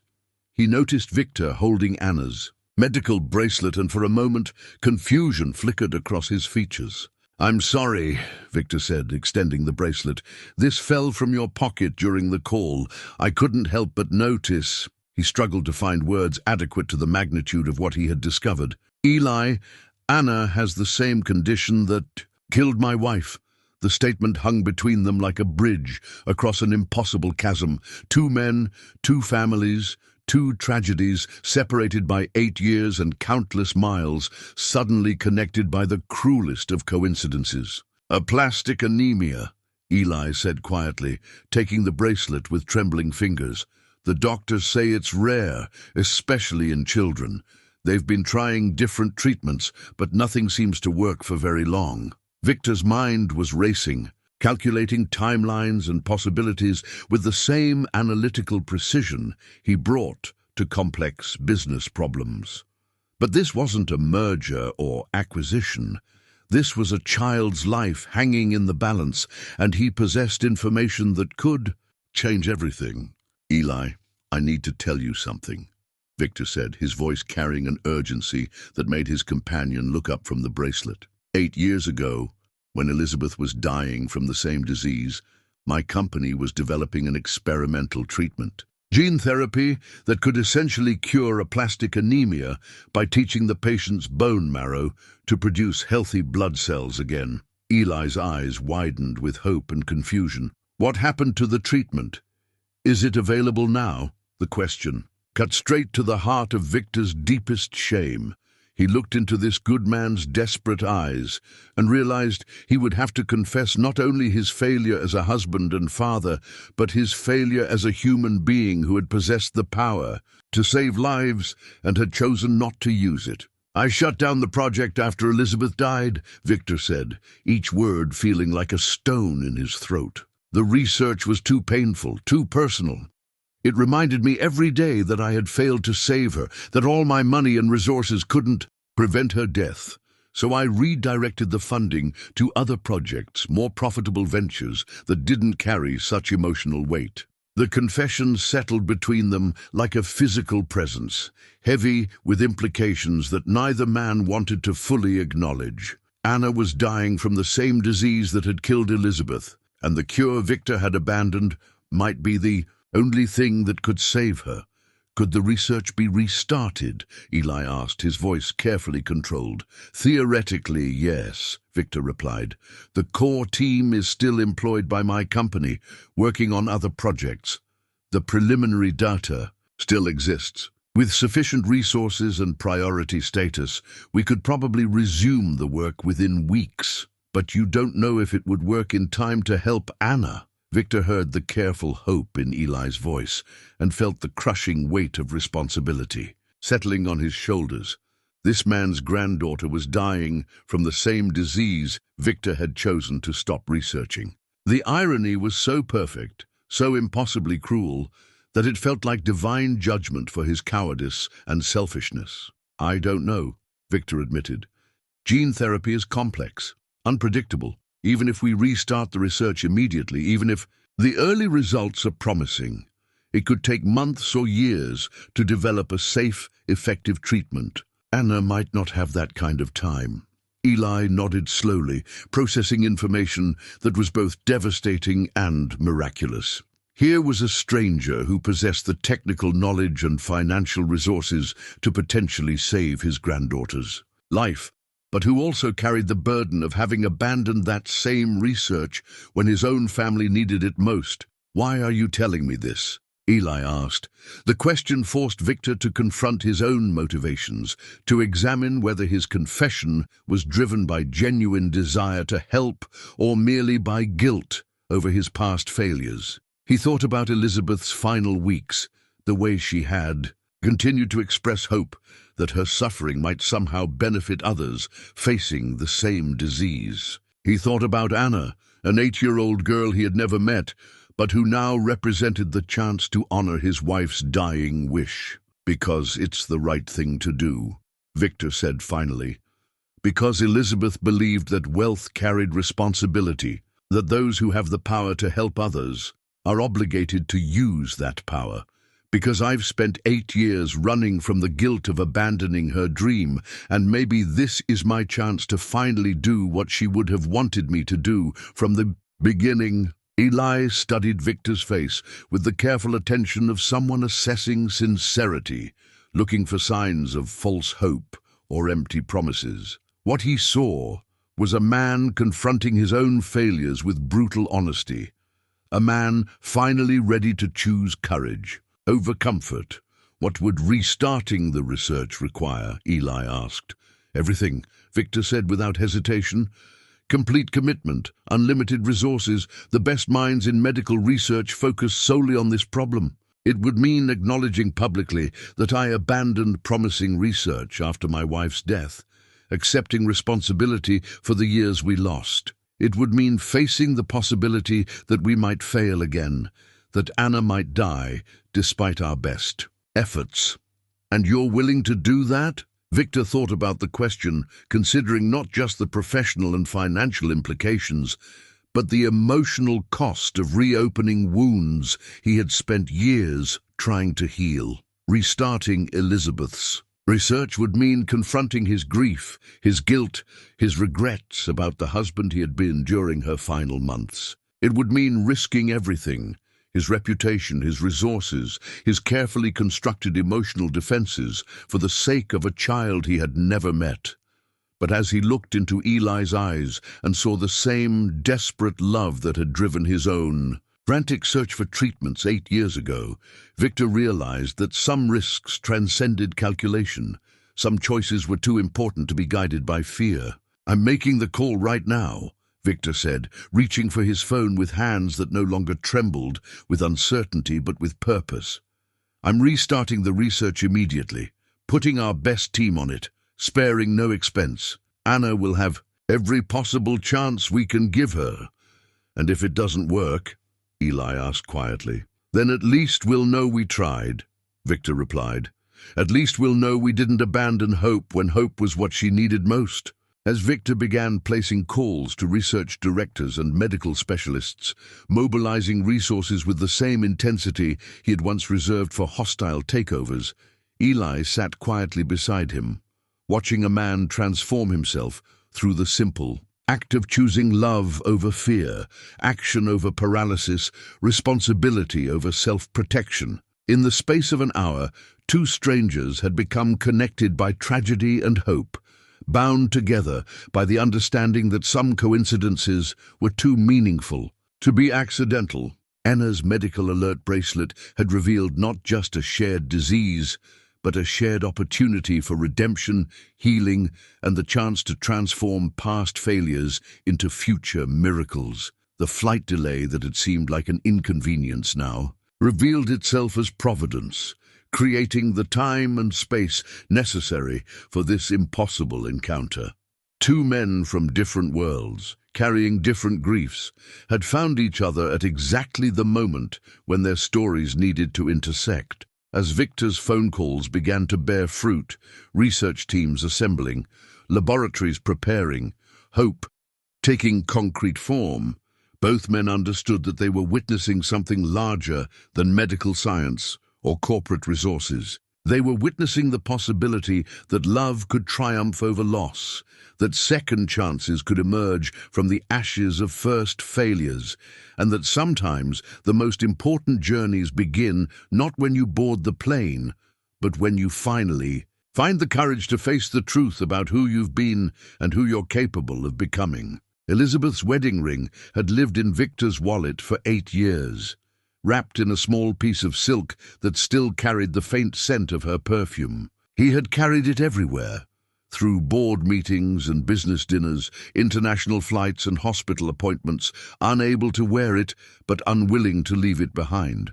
The gold band had grown warm from his body heat, smooth from countless moments when his fingers had traced its familiar curves during times of stress or loneliness. Now, as he pulled it from its silk wrapping, while his phone buzzed with reports from the hastily assembled research team, Victor felt the full weight of what Elizabeth had meant to him and what her death had cost the world. She would have loved. "You," Victor told Eli, his voice thick with emotion as he held the ring up to catch the terminal's fluorescent light.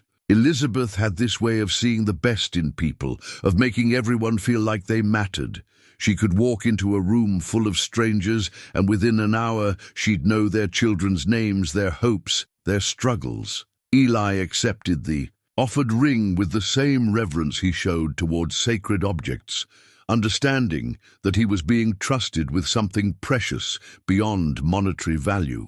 The simple gold band was warm to the touch, worn smooth by years of love and loss. "Tell me about her," Eli said gently. Victor's eyes closed as memories flooded back, not the painful images of illness and decline that had haunted him for years, but earlier recollections of joy and partnership that he had buried beneath layers of grief and guilt. "We met in graduate school," Victor began, his voice growing stronger as he allowed himself to remember the woman rather than her death. She was studying public policy, writing her thesis on corporate social responsibility. I was so focused on building wealth that I'd never considered what obligations might come with success. Elizabeth opened my eyes to the possibility that business could be a force for good in the world. How did she get sick? Eli asked. The question brought Victor back to more difficult territory, to the period when their life together had begun its inexorable spiral toward loss and regret. The symptoms started gradually. Fatigue that we attributed to her demanding work schedule, occasional bruising that seemed normal for someone as active as she was. By the time we got the correct diagnosis, the disease had progressed significantly. Victor's phone rang, interrupting his reflection. Dr. Patricia Chen, head of his company's research division, was calling with the first preliminary report on restarting the gene therapy project. "Victor, I've assembled the original team, and we've been reviewing our previous work," Dr. Chen said, her voice carrying both excitement and caution. "The good news is that our research was more advanced than I remembered. We had identified several promising approaches and completed preliminary safety testing. The bad news is that we're still looking at months of additional research before we have anything ready for human trials." Victor felt his heart sink. Months might be more time than Anna had, more time than any child should have to wait, while adults fumbled towards solutions that should have been ready years ago. "What if we accelerate the timeline?" Victor asked. "What if we throw unlimited resources at this, work around the clock, skip any step that isn't absolutely essential? We could potentially cut the timeline in half," Dr. Chen replied carefully, "but we'd still be looking at 8 to 12 weeks minimum. And that's assuming everything goes perfectly, which is rarely the case with experimental treatments." After ending the call, Victor slumped in his wheelchair, the weight of responsibility pressing down on him like a physical force. He had mobilized his entire company, redirected millions of dollars in resources, assembled the finest medical minds available, and it still might not be enough to save one 8-year-old girl. "It's not going to be fast enough," he told Eli, his voice hollow with defeat. "Even pushing as hard as we can, we're looking at months before we have a treatment ready. Anna might not have that kind of time." Eli returned Elizabeth's ring to Victor, his weathered hands steady despite the devastating news. "Sometimes doing the right thing doesn't guarantee the outcome we want," he said quietly, "but that doesn't make it less right." Victor looked at his companion with new understanding. Here was a man facing the possible loss of his granddaughter, with the same grace and dignity he had shown throughout their conversation. No rage at cosmic injustice, no bargaining with God for different circumstances, no collapse into despair, just steady acceptance of what could not be controlled and firm commitment to what could be influenced. "How do you maintain that kind of faith when everything is falling apart?" Victor asked. "Faith isn't about guarantees," Eli replied. "It's about trusting that love matters, even when love can't fix everything. It's about believing that the right choice is still right, even when it doesn't lead to the outcome you're hoping for." Victor's phone buzzed again, this time with a text from Margaret. "Board meeting moved to emergency session. Stock price dropping on rumors about research redirection. Need your immediate input on damage control." For a moment, Victor felt the familiar pull of business crisis, the seductive certainty of problems that could be solved through strategy and negotiation. But as he looked at Eli's patient expression and thought about Anna fighting for her life in a Chicago hospital, he realized that some battles were more important than others. "I need to make another call," Victor said, but this time his tone carried resolution rather than reluctance. The number he dialed belonged to Sarah, his estranged daughter. His fingers trembled as he scrolled through his contacts to find her information, realizing that he had called her exactly 0 times in the 3 years since their last conversation. The phone rang once, twice, 3 times before a familiar voice answered with cautious surprise. "Dad, is everything okay?" The sound of Sarah's voice, older now, more mature, but still carrying echoes of the child who had once believed her father, could solve any problem, nearly broke Victor's composure completely. "Sarah, He struggled to find words adequate to bridge 3 years of silence and 30 years of misplaced priorities. "I'm sorry to call out of nowhere like this. I know we haven't talked, and I know that's my fault, but I need to tell you something." What's wrong?" Sarah's voice carried the immediate concern of someone who had spent years hoping for this call while fearing what might precipitate it. "I'm at the airport in Chicago," Victor began, then stopped, realizing how inadequate his usual efficiency would be for this conversation. "Actually, that's not important. What's important is that I've been sitting here talking to a man whose granddaughter is dying from the same disease that killed your mother, and I've realized that I've been carrying around guilt and regret for 8 years instead of honoring what your mother actually wanted. Dad, you're not making sense. Slow down." Victor took a deep breath, looking at Eli for encouragement, then tried again with the patience and clarity that such an important conversation deserved. 8 years ago, when your mother was sick, my company was developing a treatment for aplastic anemia. Your mother believed the research could save lives, prevent other families from going through what we experienced. After she died, I abandoned the project because it was too painful to continue. "I remember," Sarah said softly. "You said it was too personal, too risky from a business standpoint." "I was wrong," Victor admitted, the words coming easier now. "I was scared and grieving, and I made a terrible decision. Today I met a man whose 8-year-old granddaughter has the same disease, and I realized I had the power to help, but had chosen not to use it. So I'm restarting the research, putting everything we have behind it. That's wonderful, Dad. Mum would be so proud." "There's more," Victor continued. "I'm calling because I want you to come to Chicago. I want you to meet this man and his family, to see what real love and community look like. I want to introduce you to people who understand that wealth means nothing if it doesn't serve something larger than itself." Sarah was quiet for a long moment, processing not just her father's words, but the unfamiliar tone of vulnerability and authentic emotion that colored them. "Are you sure you want me there?" she asked carefully. "We haven't exactly been close lately, and this sounds like something important. I don't want to complicate things for you." "You wouldn't be complicating anything," Victor said, his voice gaining strength. "You'd be completing something. Your mother always said that success without family was just expensive loneliness. I spent 8 years learning how right she was.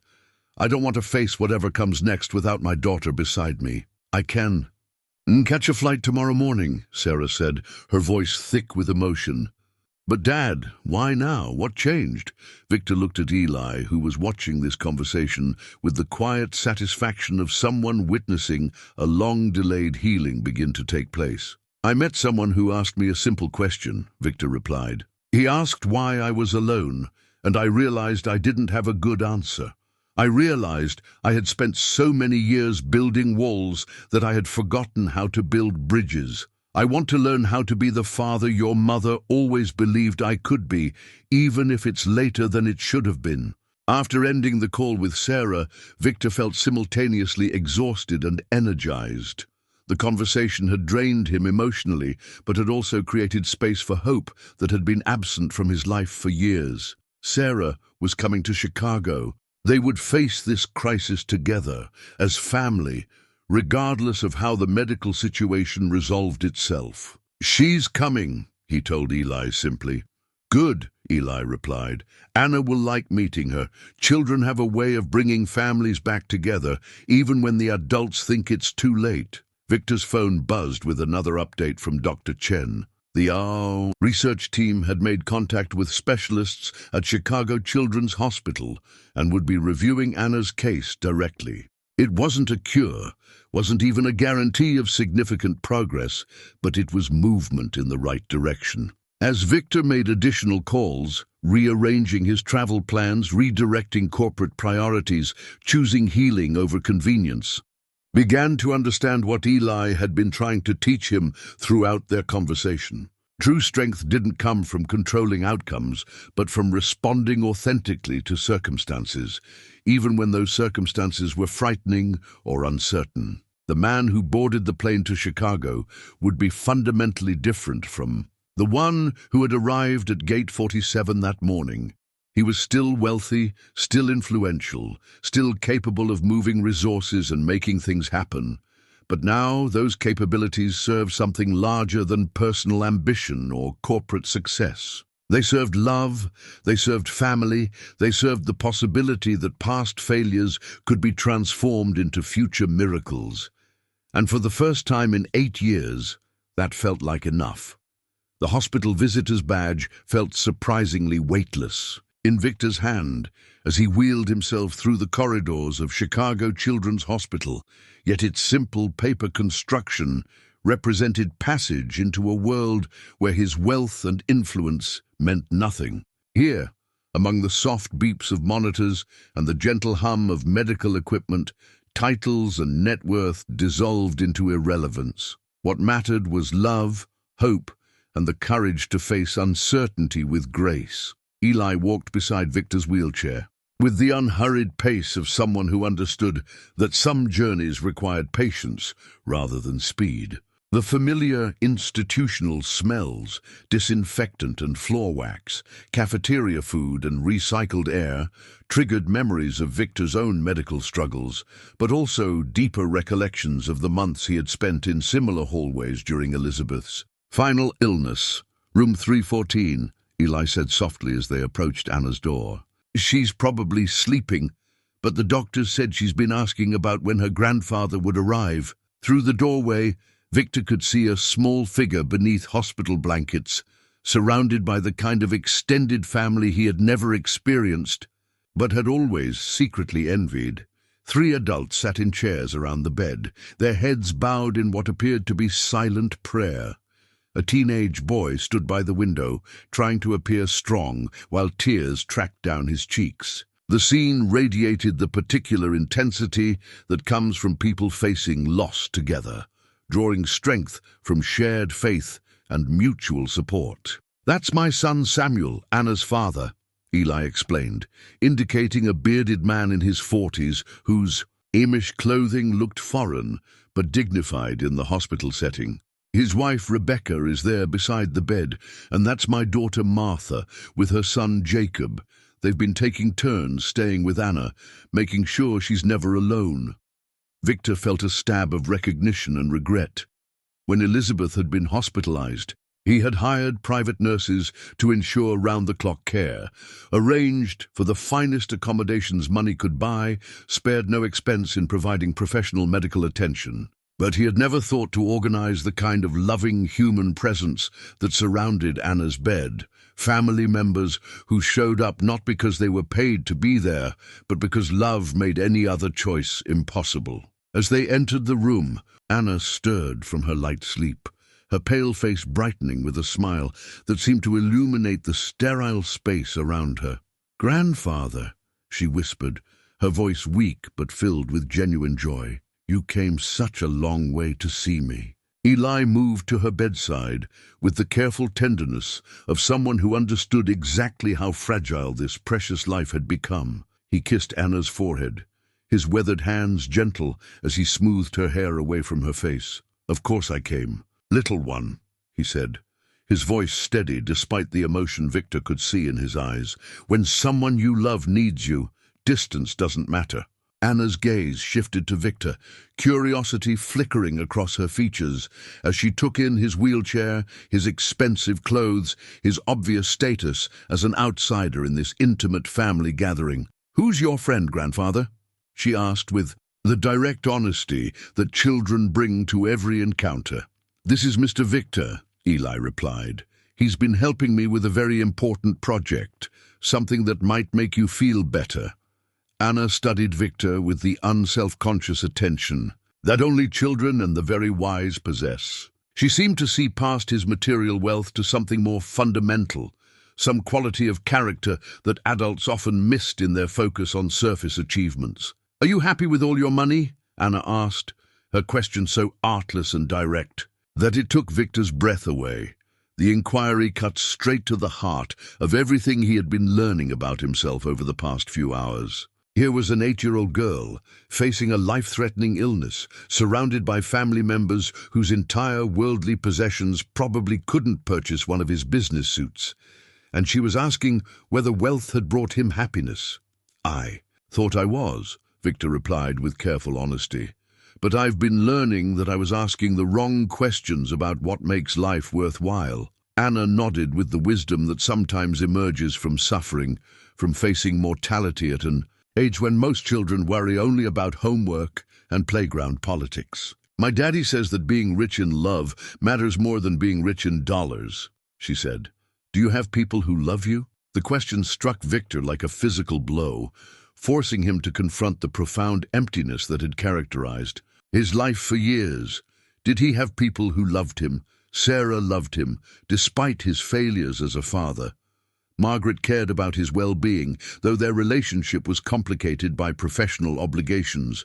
But love, in the sense that Anna meant it, unconditional, sacrificial, life-changing love, had been absent from his world for far too long. "I'm learning how to have that kind of love again," Victor said quietly. "People like your grandfather are teaching me what I've been missing." Anna smiled, apparently satisfied with his answer. "Maybe you can learn to be rich in both ways," she suggested with the optimistic wisdom of childhood. "Maybe you can use your dollars to help people and still have love too."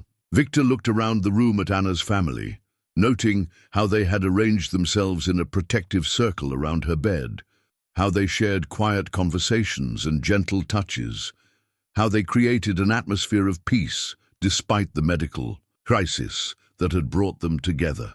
This was what community looked like, what family meant when it transcended mere biological connection to become something spiritual and sustaining.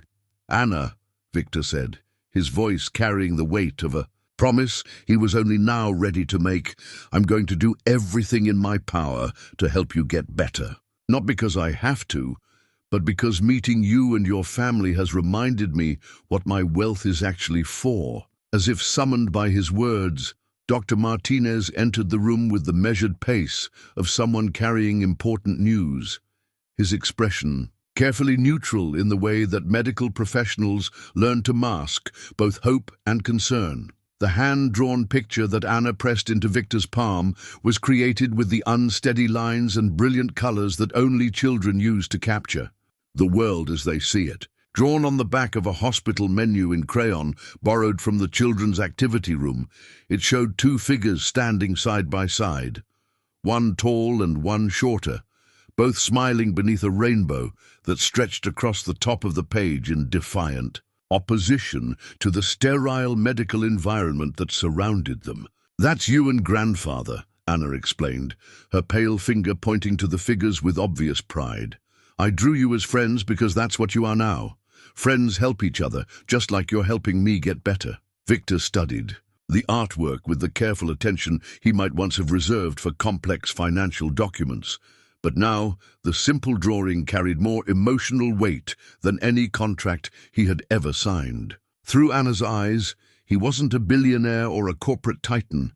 He was simply someone who had chosen to care, someone who belonged in her circle of love and protection. "It's beautiful," Victor said, his voice thick with emotions he was still learning to express. "I'll treasure it always." The arrival of Sarah had transformed the atmosphere in Anna's hospital room, from supportive to electric with possibility. Victor's daughter moved through the space with the natural grace of someone accustomed to working with families in crisis. Her social work training evident in the way she immediately understood the dynamics of this extended Amish family and positioned herself to offer comfort without intruding on their established patterns of care. "You must be Anna," Sarah said, approaching the bed with the gentle confidence that children respond to instinctively. "Your grandfather has been telling my father wonderful things about you. I hear you're very brave." Anna studied Sarah with the same direct attention she had shown Victor, but her assessment carried the particular interest that children reserve for potential allies and friends. "Are you Mr. Victor's daughter?" Anna asked. "You have the same kind eyes, but yours look happier." The observation struck both Victor and Sarah with its innocent accuracy. Here was a child who could see family resemblances, not just in physical features, but in emotional states, who recognized that Sarah carried a lightness that had been absent from Victor's expression for years. "I am his daughter," Sarah confirmed, glancing at her father with a mixture of pride and protective concern. "And you're right about my eyes being happier. I get to spend my days helping families find each other, which is the kind of work that fills your heart instead of emptying it." Victor watched this interaction with growing amazement. Within minutes of meeting Anna, Sarah had seamlessly integrated herself into the family's support network, offering exactly the kind of presence that medical crises required. Competent, but not controlling. Caring but not overwhelming, present without being intrusive. Dr. Martinez had returned with preliminary results from Victor's research team, and his expression carried the cautious optimism of someone who had learned to balance hope with medical reality. "The gene therapy approach that Mr. Lang's team is developing shows genuine promise," he explained to the assembled family. "We've been able to review their previous research, and while it's still experimental, it represents our best current hope for addressing Anna's specific condition." "How long before it would be available?" Samuel asked, his voice steady despite the tension Victor could see in his clenched hands. "Under normal circumstances, we'd be looking at years of additional research and testing," Dr. Martinez replied. "But Mr. Lang has committed extraordinary resources to accelerating the timeline. If everything goes according to plan, we might have an experimental treatment available within 8 to 10 weeks. The words settled over the room like morning light, bringing not certainty, but the precious gift of possibility. Anna might not be cured. Medical reality remained complex and unpredictable, but she would have a chance, an opportunity for healing that had not existed before Victor's decision to restart the research his grief had forced him to abandon. "Will it hurt?" Anna asked, with the practical concern of someone who had already endured more medical procedures than most adults ever face. "We'll make sure you're as comfortable as possible," Dr. Martinez assured her. "And you'll have your whole family here to help you be brave." Anna nodded, apparently satisfied with this arrangement. Then she looked directly at Victor, her expression carrying the particular seriousness that children adopt when they want to communicate something important. "Thank you for being my friend," she said simply. "Thank you for helping, even though you didn't have to." Victor felt something fundamental shift inside his chest, some long-frozen part of his heart finally beginning to thaw. This child, facing mortality with courage he couldn't begin to comprehend, was thanking him for doing what any decent human being should do, choosing love over fear, generosity over self-protection, connection over isolation. "Thank you for teaching me what friendship actually means," Victor replied, his voice steady now with newfound purpose. "Thank you for showing me that the most important wealth can't be counted in bank accounts." As the afternoon progressed, Victor found himself witnessing something he had never experienced but had unconsciously yearned for his entire life: the easy rhythms of a family that genuinely enjoyed each other's company. Anna's relatives took turns reading to her, sharing quiet stories about life in their community, offering the kind of gentle entertainment that required no technology or expensive resources, only imagination and love. Sarah integrated herself into these patterns as naturally as if she had been born into this extended family, her professional skills complemented by genuine warmth and the hunger for connection that Victor now realized she had inherited from both her parents. Watching his daughter thrive in this environment of authentic care and mutual support, Victor began to understand what Elizabeth had tried to teach him about the difference between success and significance. The wooden box that Eli presented to Victor as the day drew toward its close was remarkable not for its craftsmanship, though the joinery was flawless, but for its elegant simplicity. Made from oak, harvested on the Stoltzfus family land, and shaped by hands that understood the value of creating something beautiful and functional, the box contained nothing but space, room for whatever Victor might choose to treasure most. Every man needs a place to keep his most important possessions, Eli explained, his weathered fingers tracing the smooth grain of the wood. Not the expensive things, but the things that remind him who he is and why his life matters. Soz accepted the gift with the same reverence he had shown toward Anna's drawing, understanding that both objects represented something far more valuable than their material composition. They were symbols of acceptance, proof that he had somehow earned a place in this circle of love despite his past failures and present limitations. "What should I put in it?" Victor asked. "Whatever helps you remember this day," Eli replied.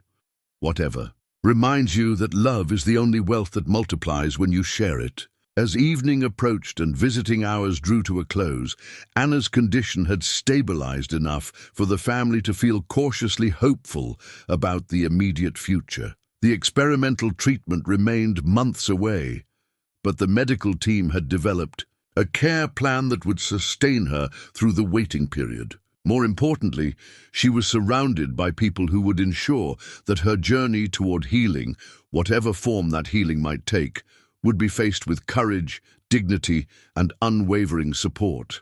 "I have to return home tomorrow," Eli told Victor as they prepared to leave the hospital.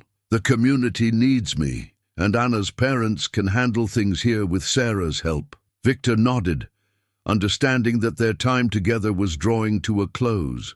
In the span of a single day, this gentle stranger had fundamentally changed his perspective on success, relationships, and the purpose of wealth. The man who would wake up tomorrow would be different from the one who had boarded a plane to Zurich. That morning, "How do I thank you for what you've given me?" Victor asked.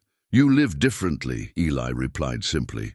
"You choose love over fear, presence over productivity, relationship over reputation. You become the father Sarah deserves, the man Elizabeth always believed you could be." As they walked through the hospital corridors toward the exit, Victor realized that his rehabilitation had already begun. Not the physical therapy he had planned to pursue in Switzerland, but the deeper healing that comes from reconnecting with one's own humanity. The wheelchair would remain part of his reality, but it no longer defined his limitations. He had discovered that true mobility had less to do with walking and more to do with the willingness to move toward the people who mattered most. "I'm not going to Zurich," Victor announced, the decision crystallizing as he spoke the words. "I'm staying in Chicago until Anna's treatment is ready. I want to be here for every step of the process, not as a distant benefactor, but as someone who cares about the outcome." Sarah smiled at her father's declaration, recognizing in his voice the commitment and authenticity she had hoped to hear from him for years. "Anna will like that," she said. "And so will I. We have a lot of catching up to do." As they emerged from the hospital into the evening air, Victor looked back at the building that housed Anna and her family, understanding that he was leaving behind more than just a medical facility. He was leaving behind his old understanding of what made life meaningful, his previous definitions of success and failure, his long-held assumptions about the relationship between wealth and happiness. The wooden box in his lap already contained its first treasure, Anna's drawing of two friends standing beneath a rainbow. Tomorrow he would add Elizabeth's ring, not as a monument to grief, but as a reminder of love's enduring power to inspire acts of courage and generosity. The box would fill slowly over time with small objects that carried large meanings, creating a physical record of a life finally lived with proper priorities. In the distance, airplanes climbed into the darkening sky, carrying passengers toward destinations that might change their lives in ways they couldn't yet imagine. Victor thought about the flight to Switzerland he would not be taking, the rehabilitation center that would treat other patients seeking healing that came only from within. His healing had already begun in the most unlikely place, an airport. Gate where a stranger's simple question had cracked open a heart that had been sealed shut for years. The journey toward wholeness would continue not in Swiss mountains, but in Chicago hospital rooms, not through expensive treatments, but through daily choices to prioritize love over everything else that competed for his attention. As Sarah helped him into the car that would take them to their hotel, Victor felt something he had not experienced in years, the peaceful satisfaction that comes from knowing you are exactly where you belong, surrounded by people who matter, engaged in work that serves something larger than yourself. The richest man had finally learned what wealth actually meant. 6 months had passed since that transformative day at Gate 47, and Victor Lang barely resembled the man who had once measured success in quarterly earnings and stock valuations. The physical therapy sessions in Chicago had been grueling, but progress had come. Not the dramatic recovery he had once desperately sought, but steady improvements that had restored some function to his left side and, more importantly, taught him patience with his own limitations. The modest apartment he had rented near Children's Hospital bore no resemblance to his Manhattan penthouse.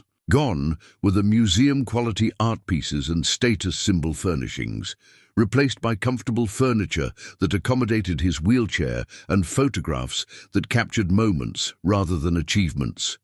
The wooden box Eli had given him occupied a place of honor on the simple mantel, its contents growing slowly but meaningfully over time. Anna's drawing remained the box's most precious treasure, but it had been joined by Elizabeth's wedding ring, no longer hidden in his wallet, but displayed as a reminder of love's power to inspire rather than paralyze. A hospital bracelet from his own treatment served as evidence of vulnerability, accepted rather than denied. A letter from his estranged son David, Eli's youngest, who had reached out after hearing about the medical research, represented the possibility that even the most damaged relationships could be healed with patience and humility. The latest test results are extremely encouraging, Dr. Martinez explained during their weekly meeting in Anna's hospital room.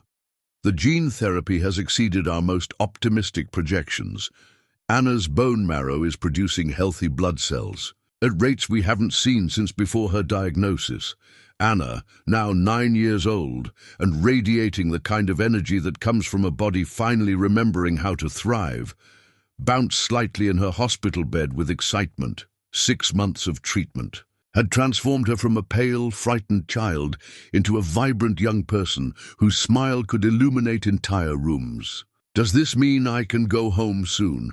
she asked, though her definition of home had expanded to include the community of caregivers who had surrounded her journey toward healing. "Very soon," Dr. Martinez confirmed. "We'll want to monitor you for another month to ensure everything remains stable, but all indications suggest that you're well on your way to a complete recovery." Victor felt a surge of gratitude so profound it was almost overwhelming. Elizabeth's abandoned research had not only saved Anna's life, but had vindicated his wife's belief that wealth carried the obligation to serve others. The foundation they had established in Elizabeth's memory was now funding similar research for dozens of rare diseases, transforming Victor's resources from monuments to his own success into instruments of healing for families he would never meet. "Mr. Victor," Anna said, her voice carrying the particular seriousness that children adopt when they want to express something important. "Thank you for being my friend when I was scared. Thank you for helping me get better when the doctors didn't know what to do. Thank you for teaching me what friendship actually means," Victor replied, a response that had become their ritual over the months of treatment. "Thank you for showing me that the most important wealth can't be counted in bank accounts." Sarah had become an integral part of Anna's care team, her social work expertise invaluable in coordinating the complex needs of an extended Amish family, navigating the modern medical system. More importantly, she had rekindled her relationship with her father through their shared commitment to Anna's welfare, discovering that love could indeed bridge years of misunderstanding when both parties chose connection over pride. "I have some news," Sarah announced, her eyes bright with the particular joy that comes from sharing something wonderful. Marcus and I are expecting our first child. You're going to be a grandfather, Dad."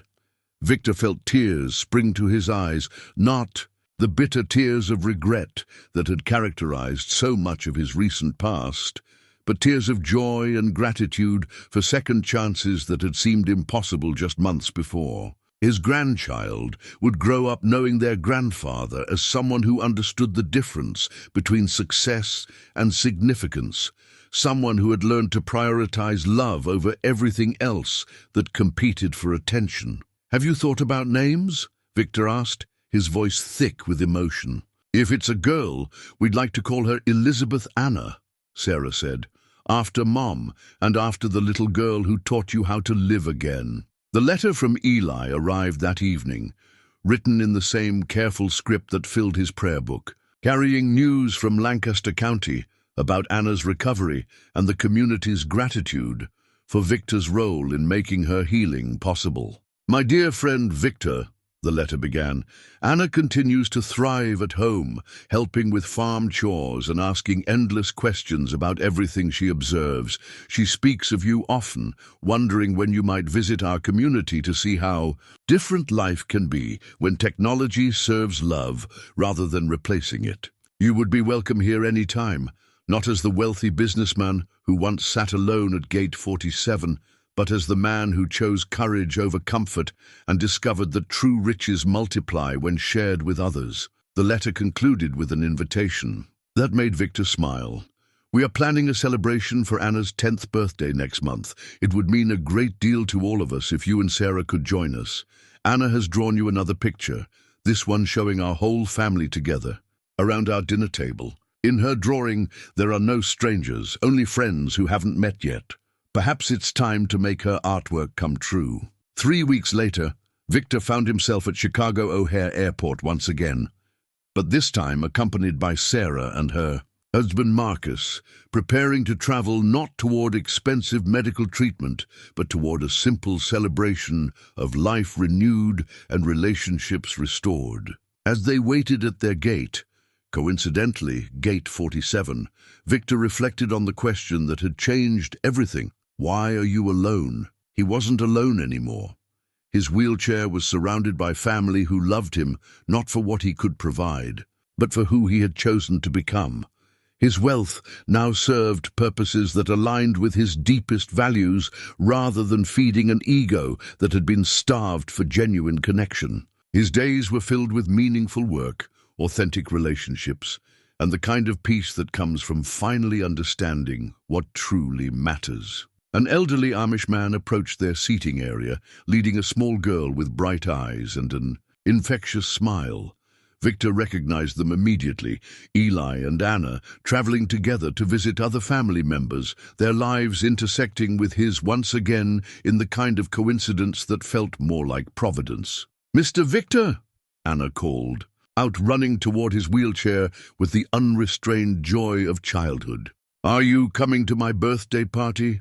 "I wouldn't miss it for anything," Victor replied, accepting her enthusiastic hug and marveling at how much strength had returned to her small frame. As their flight was called for boarding, Victor looked around the terminal one final time, seeing it not as a place of transit, but as a sacred space where transformation had begun. Somewhere in this vast building, other lonely travelers were sitting alone, waiting for connections that might change their lives if they remained open to unexpected encounters with strangers who carried the power to heal old wounds and reveal new possibilities.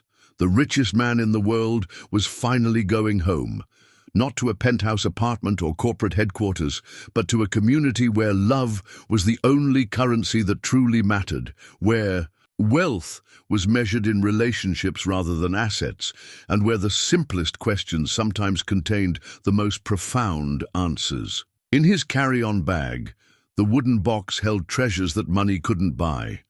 A child's drawing of friendship, a wedding ring that symbolized enduring love, a hospital bracelet that represented vulnerability accepted, and a letter from a friend who had taught him that sometimes the most important journeys happen when you're sitting still, waiting for Someone to ask exactly the right question at exactly the right moment.